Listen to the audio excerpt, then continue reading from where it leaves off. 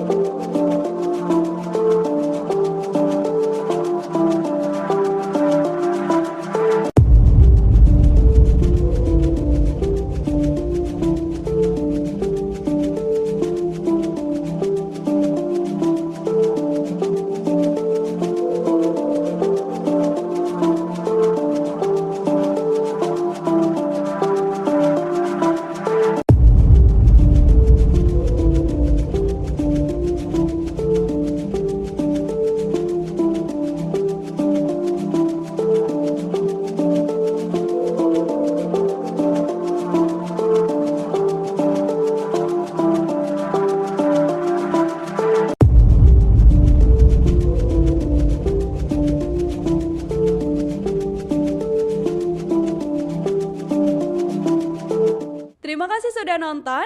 Jangan lupa like, subscribe, dan share ya.